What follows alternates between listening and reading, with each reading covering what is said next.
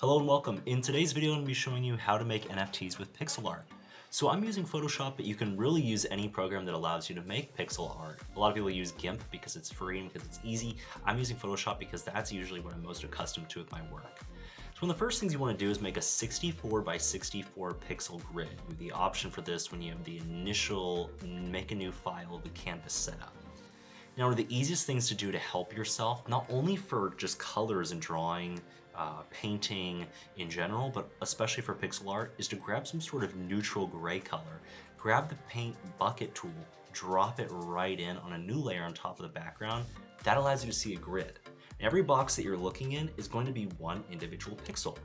Remember not to use the brush tool. That's going to have different opacity. Remember to use the pencil tool, which will make sure that every pixel that you put down of a color will remain 100% the opacity of that color that you choose. Now, when I start off with my drawings, I want to reinforce this and really emphasize this. Be just super loose. Don't care about making mistakes, about just starting in. You want to get in the basic features and you want to allow yourself to expand. Don't start from the outwards in, start with the basic features of the inwards and push yourself out, because it's easy to fix things as you go along generally if you work that way. Just make a general envelope that will envelop your whole drawing and then work your way out. I'm grabbing super basic colors here since I'm making a corgi. I'm gonna grab a few blacks, I'm gonna grab the grays and the grayscale. I'm gonna go ahead and grab some tans, a little bit of a basic bare orange, sort of bronzish color, so that I can make the basic outline of the actual character that I wanna be doing here, the pet. Now note that if you do use the eraser tool, that's going to be something that's a little bit difficult. You will get sort of like these ghosted sort of colors. So do be careful and do go over them. That's why it's best to just grab the outline color or whatever it is that you're using and just go over it later. Now I'm drawing general parameters right here. General parameters are going to be helpful because a lot of times you're going to have like a background or something. And I'm outlining my character, so I'm gonna grab the black pencil tool. I'm gonna go ahead and outline the whole thing. Some people make pencil art that doesn't have an outline. If you are using an outline, remember that the black is gonna go one layer outside of the actual pixels of your constrained drawing. That's important because sometimes you'll make the whole drawing go, I like these proportions, that looks good. You'll add the black outline and you'll say, oh wait, that's too small. I need it to be one layer out. And that just comes with experimentation.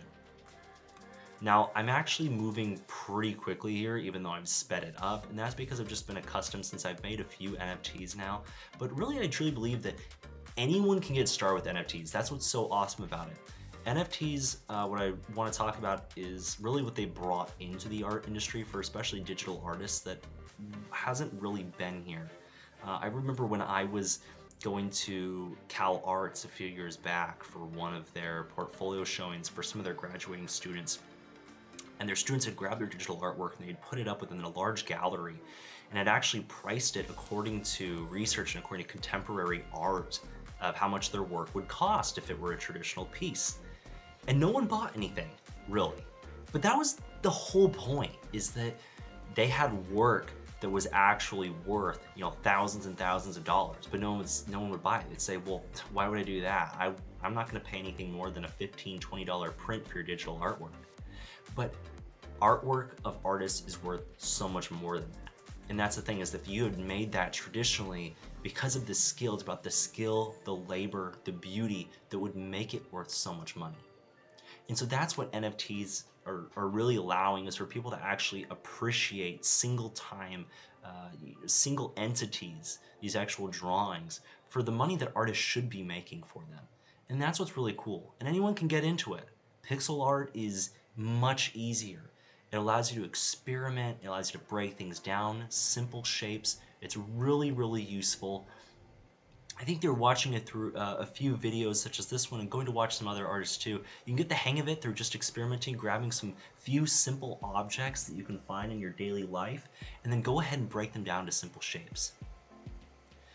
So what I've done is I have my color palette. I've worked, as you could see, from some basic colors, and then I went really dark, and then I went really light. I grabbed some in-betweens, I grabbed some darker ones, some lighter ones, and always remember that the darkest light is always going to be lighter than the lightest dark.